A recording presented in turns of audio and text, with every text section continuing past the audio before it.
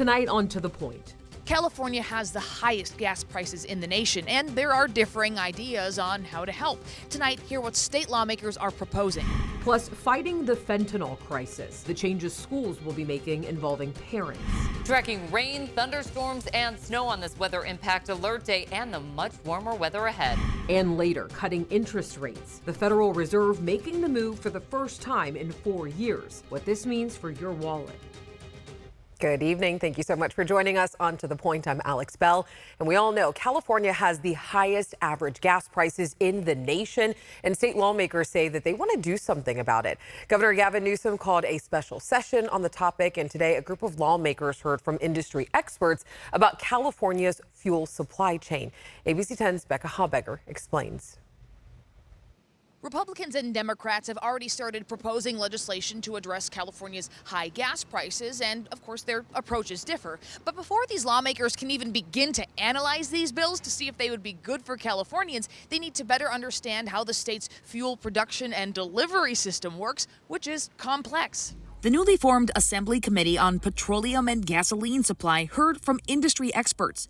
They say 9 refineries produce about 90% of California's gasoline and diesel. If even one of those goes down for planned or unplanned maintenance, it can hurt supply and drive up prices for consumers. We end up with price spikes. There's no doubt about that, and we end up with some outages, and we end up with some problems. But there's generally, in those situations, there's profit incentives to solve them as quickly as you can. But some lawmakers think there's a solvable problem here.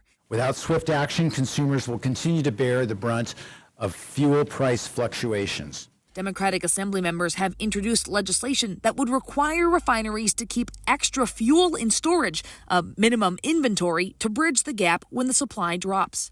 When we have a price spike, that a responsible system would have product on hand, but in terms of serving the California people by preventing budget-busting price spikes, I think that is something that would be desirable. Republicans and the oil industry push back on Democrats' 15-day minimum inventory proposal, saying it would actually drive up prices for consumers.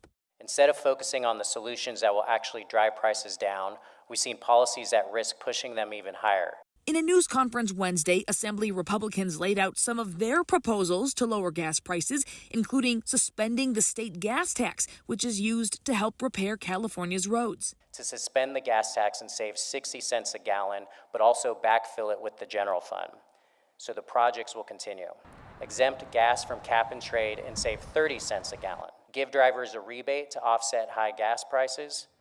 Today's public hearing was purely informational. There were no votes or anything like that. And in fact, it continues tomorrow morning at 10 a.m. here at the Swing Building on O Street at 10th Street. Now, next week, the committee will consider and listen to the bills being proposed in this special session. And then on October 1st, there is a floor session scheduled in this special session on California's high gas prices. And again, that was our very own Becca Habegger reporting. We looked into the cost of a gallon of gas. Right now, drivers pay a state excise tax of about 59 cents per gallon, according to caltax.org. California drivers also pay a federal fuel tax of 18.4 cents per gallon, plus state costs for the low carbon fuel standard, the cap and trade program, state and local sales tax, and an underground storage fee. Altogether, for gas priced around $5 per gallon, taxpayers pay about $1.23 per gallon in state and federal taxes and fees.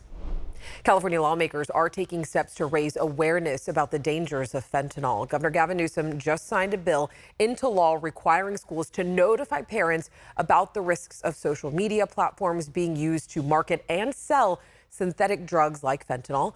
The bill's author, Assemblymember Joe Patterson from Rockland, says around 6 million parents will receive the notification once implemented. Only 1% of parents read this every single year. You're talking about 60,000 parents are going to become more educated. I don't think this is a solution that's going to totally solve the fentanyl problem, but it is part of the education process for parents and for kids. The law takes effect on January 1st, though parents might not see changes until next school year. Developing tonight in Auburn, a CHP motorcycle officer was thrown from his bike during a crash involving a pickup truck. The CHP says this happened at the intersection of Nevada Street and Placer Road next to the I-80 ramp.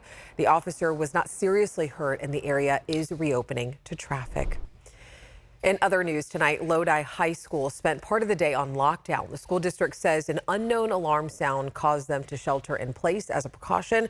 Law enforcement later discovered an alarm at the school was accidentally hit by a substitute. The lockdown comes as threats of violence have been sent to several schools around the nation. And tonight we are learning an elderly man and now his wife died after their Antelope home caught on fire early Tuesday morning. It happened just after midnight off Tartan Drive. Fire crews found 80-year-old Lawrence Monroe dead inside the home. His wife, 70-year-old Shirley Wolf, was taken to the hospital but later died. The cause of this fire is still under investigation. A new COVID variant called XEC is spreading across the world, with some new cases showing up now in California. So far, the CDC reports 23 cases of the new variant, with 3 of them here in the state. A subvariant of Omicron called KP3 accounts for 53% of new COVID cases this week, according to the CDC. While Sacramento has seen lower case numbers, health leaders say that the next season could change that. We are doing continuing surveillance, and what we're seeing is that right now the trends are going downward for COVID. But we do know that as we get into the winter season, which we now call the respiratory virus season, that starts October 1st, we anticipate that we'll start seeing an increase. The CDC recommends everyone 6 months and older get the new COVID vaccines. It's available at CVS, Walgreens, Kaiser, and Sutter Health. Sacramento County also has a small supply for those that do not have insurance. Coming up onto the point where Sacramento stands on its homeless agreement and why the mayor says that more needs to be done. We're still tracking areas of showers and thunderstorms, even some snow on this weather impact alert day. Later, we're celebrating Hispanic Heritage Month, how a local business owner is sharing culture through chocolate.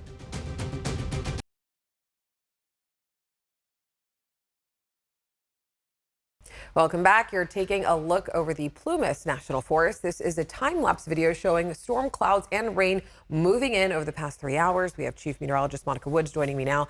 Monica, are we going to be seeing more rain in the forecast tonight? Well, for some folks, yes. As you saw, it was very apparent that we were seeing some pretty good rainfall there through the foothills and the Sierra, and that's basically where it's hanging in for tonight. A cluster of storms right through Butte County. Unfortunately, that is right around the Park Fire burn scar. A flash flood watch in effect until 10 o'clock tonight. We'll be monitoring that. South of Highway 50, it's been areas of snow mixed in with some thunderstorms as well. This is all as we continue to monitor this winter weather advisory in place until 8 o'clock tomorrow night. 1 to 4 inches of snow possible above 9,000 feet, with even higher amounts at the peaks. Now, in terms of the lower elevations around South Lake Tahoe, we've had over ½ an inch of rain. Not much measurable rain through the valley. We've seen a couple of pockets there of about 2 1/100ths to 8 1/100ths of an inch of rain. Most of us under 1/10 of an inch, though.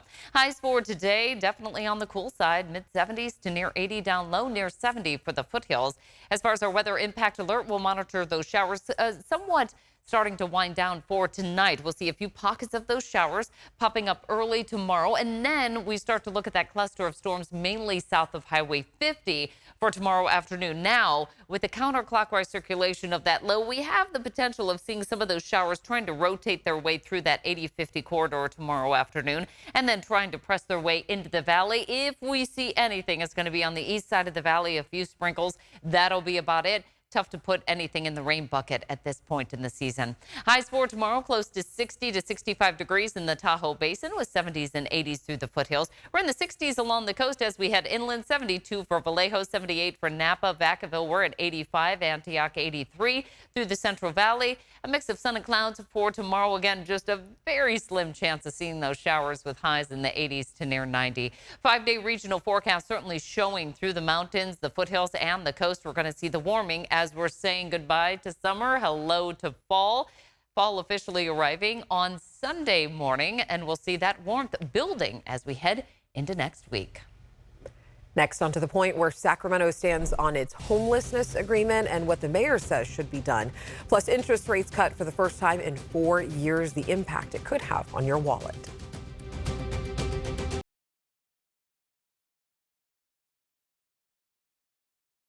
New developments tonight in Sacramento's response to the homelessness crisis. City and county officials say in the first half of this year, the homeless encampment and response team conducted more than 2,500 outreach and engagement attempts, resulting into 118 people being served within outpatient programs. The leaders of the city's and county's joint homelessness response partnership gave their 6-month update from January to June of this year. They say they are on target in all 4 major areas of response, which are outreach, services, shelter and housing, and training and information.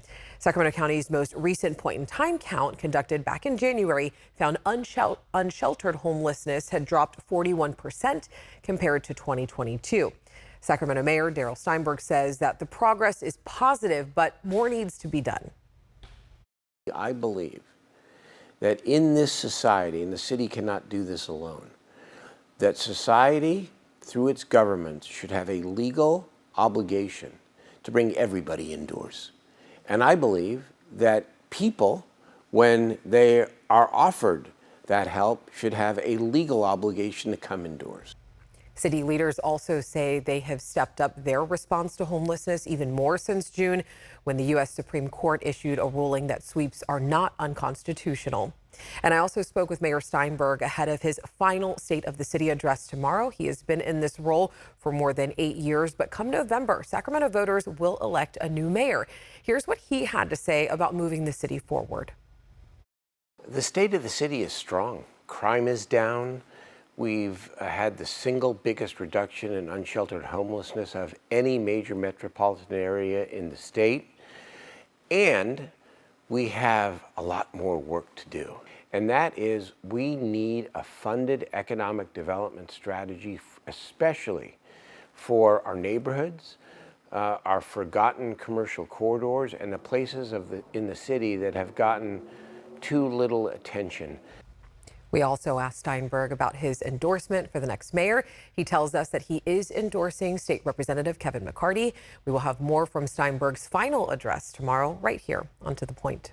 Let's get into your price points tonight now. A major milestone today in the fight against inflation. The Fed's cutting interest rates for the first time in 4 years. The Fed's reduced rates by 0.5 percentage point. The cut signals the Fed is dialing back its year-long fight against inflation, which has slowed dramatically from its peak of about 9% in 2022. It's now closer to 2.5%, nearing their 2% goal. We know that reducing policy restraint too quickly could hinder progress on inflation. At the same time, reducing restraint too slowly could unduly weaken economic activity and employment. This is expected to be the first of many interest rate cuts from the Fed, with more expected through next year. The rate cuts should, over time, lead to lower borrowing costs, boost Americans' finances, and support more spending and growth. The Fed's next meeting is scheduled for early November.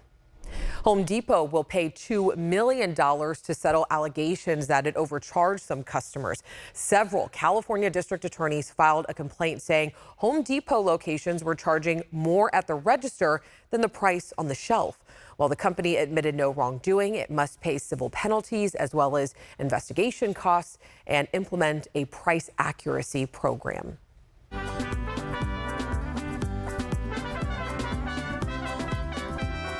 ABC 10 is celebrating Hispanic Heritage Month, and tonight we have a story from a Sacramento business owner with roots in Argentina and Chile who is bringing chocolate from Latin America to the capital city.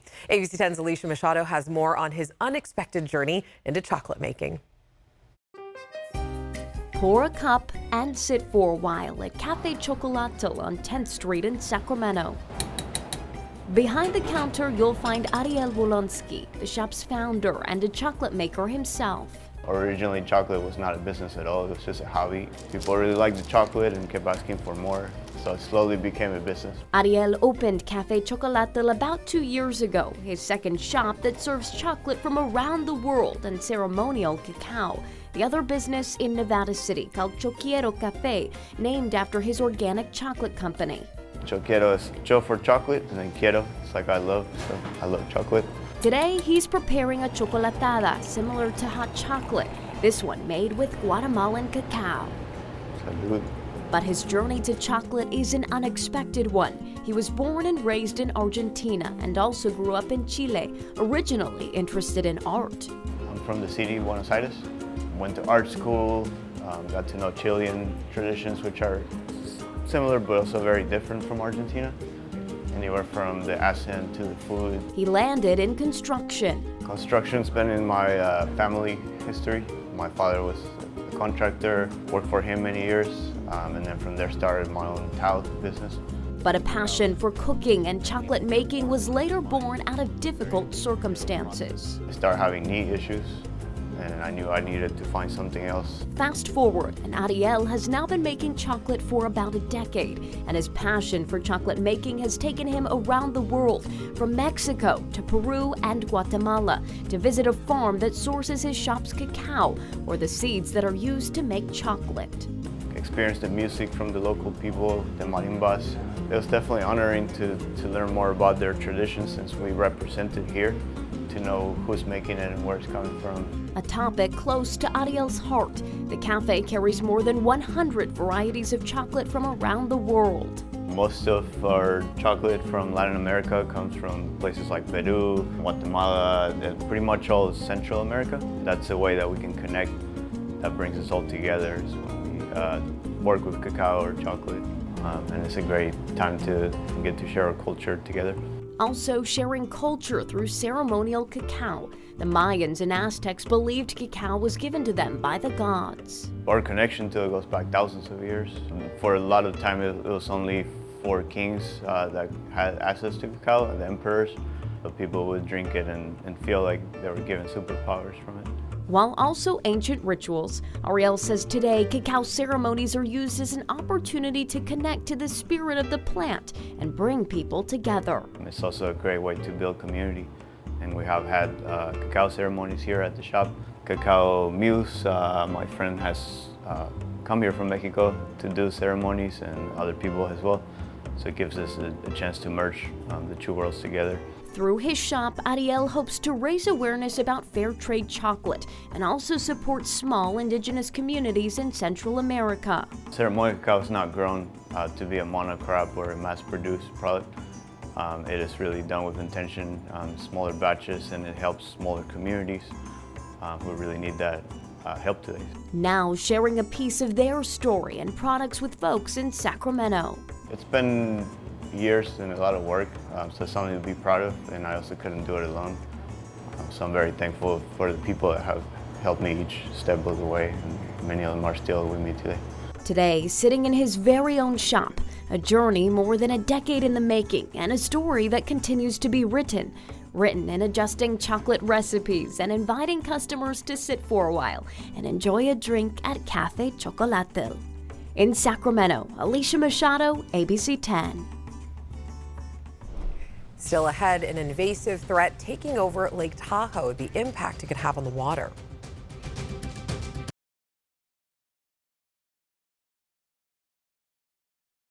As we wind down the time of year when people swim and boat in Lake Tahoe, we're taking a look at the science behind protecting the lake's pristine blue water. Invasive plants and animals have become a multi-million-dollar management problem in Lake Tahoe each year. Underwater weeds and non-native fish and shellfish have thrown the food chain of Lake Tahoe out of balance. Clams, weeds, and a new invasive snail all add nutrients into the lake that provide food for algae. Left unchecked, it has the potential to turn Lake Tahoe's water from blue to green. From an ecological standpoint, they're bad, but also from a tourism and recreation experience, they're very bad as well. Investigative reporter Brandon Ritteman went looking on and under the water to see what's being done to understand and manage the invaders that have infested parts of Lake Tahoe. Watch that full story and how you can help tomorrow right here at 6:30 on To The Point. As always, thank you so much for watching and for inviting us into your home. Just know our stories don't stop here.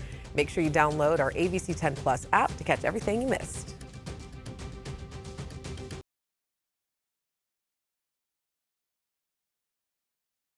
Hey, it's Alex. I just wanted to say thank you so much for watching. The To The Point team and I love hearing from you, and I hope that you'll stay in touch. And don't forget, you can always email me and the team at tothepoint@abc10.com, or you can even send us a text message at 916-321-3310.